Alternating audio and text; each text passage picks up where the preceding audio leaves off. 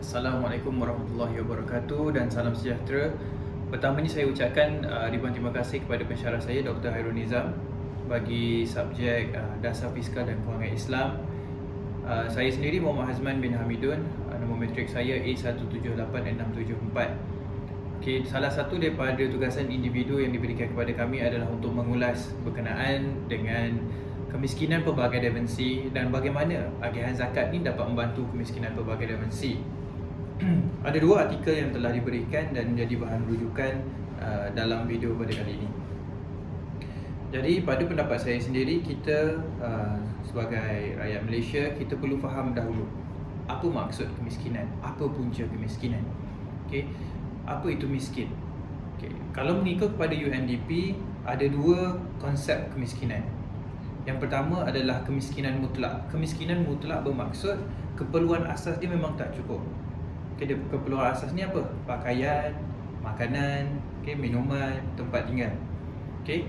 Dan daripada segi konsep yang kedua, iaitu konsep relatif, kemiskinan ini adalah kepada status ekonomi, agihan pendapatan. Adakah agihan pendapatan ini lebih tinggi daripada standard of living ataupun lebih kurang daripada standard of living? Jadi dalam konsep kemiskinan relatif, agihan pendapatan ini lebih rendah daripada standard of living. So apa standard of living ni? Kita kaitkan pula dengan had kifayah. Dalam zakat kita ada had kifayah. Had kifayah ini adalah satu garisan kecukupan ataupun garisan minimum, status yang paling minimum untuk seseorang itu survive mengikut kepada kos sara diri pada masa kini dan mengikut keadaan setempat. Jadi itu adalah miskin. Jadi apa punca kemiskinan dan apa teori ekonomi dalam kemiskinan? Teori ekonomi dalam kemiskinan adalah satu pilihan. Okey, maksudnya dia menggunakan teori pilihan. Daripada sudut ekonomi, manusia mempunyai pilihan sama ada dia nak jadi kaya ataupun dia nak jadi miskin. Ini adalah satu pilihan. Dan manusia mampu untuk mengawal apa yang dia buat untuk dapatkan outcome. So itu adalah daripada sudut teori ekonomi, bagaimana kita menganggap kemiskinan ini sebagai satu teori pilihan. Okey. Sekarang kita dah faham berkenaan dengan definisi dia daripada sudut ekonomi.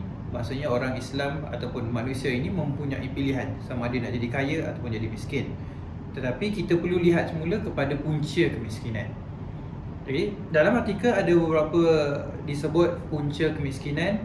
Yang pertama adalah kesan peperangan. Okay. Kalau kita mengambil isu terkini antara Gaza dan Palestin, so bila berlaku peperangan, rakyat menjadi miskin. Sebab apa? Kita tak ada keperluan asas tadi, pakaian, makanan, tempat tinggal, perlindungan pun tak ada, kan? Jadi yang kedua, kita lihat kepada sikap malas. Sikap malas ini merupakan punca kemiskinan. Jadi sikap malas ini adalah satu pilihan sama ada kita nak buat ataupun kita nak buat. Punca yang ketiga adalah faktor usia. Mungkin bagi mereka yang tinggal bersendirian ataupun pasangan yang telah berusia, so usia ini memainkan peranan penting untuk menentukan sama ada dia boleh mendapatkan ataupun meraihkan pendapatan yang lebih tinggi ataupun dia akan terus kekal menjadi miskin. Yang keempat adalah kurang upaya fizikal. So dekat sini kita banyak melihat berita-berita di luar sana apabila seseorang individu mengalami kelemahangan, dah tak dapat nak kerja, tangan dah tak ada, kaki dah tak ada. So itu juga merupakan salah satu punca kemiskinan. Dan seterusnya adalah kita melihat daripada sudut konsep kerajaan, iaitu kegagalan dasar kerajaan untuk menyediakan peluang-peluang pekerjaan. Okay. Dengan inflasi yang turun naik, daripada dasar fiskal yang dikeluarkan oleh kerajaan, dasar kewangan yang dilaksanakan oleh kerajaan, dan itu juga merupakan salah satu punca kepada kemiskinan. Okay. Jadi untuk kita memahami pula konsep kemiskinan pelbagai dimensi. Tadi kita dah faham apa itu miskin, kemiskinan, kita ada mutlak, kita ada relatif. Daripada lembaga zakat pun menyatakan asnaf fakir dan miskin ni bagaimana. Dan kita lihat pula apa yang dimaksudkan dengan kemiskinan pelbagai dimensi itu tadi. Okay. Kemiskinan pelbagai dimensi ini telah diambil kira oleh lembaga zakat dalam menentukan zakat. Sebab bagi saya sendiri, had kifayah itu telah merangkumi keseluruhan pelbagai dimensi kemiskinan. Dalam penentuan had kifayah, lembaga zakat telah ada 6 item dalam lembaga zakat gunakan untuk menentukan had kifayah. Okay, yang pertama adalah pendapatan tadi, kita dah masukkan. Yang kedua adalah makanan. ketiga pakaian, keempat perubatan, kelima pendidikan dan yang terakhir sekali pengangkutan. So ini kita dah melihat daripada sudut secara holistik dan kita ambil terus definisi yang telah digunakan dalam had kifayah untuk menentukan ataupun untuk memahami konsep kemiskinan pelbagai dimensi. Okey. Jadi sekarang kita lihat pula bagaimana agihan zakat ini, cara agihan zakat boleh membantu untuk mengatasi kemiskinan pelbagai dimensi.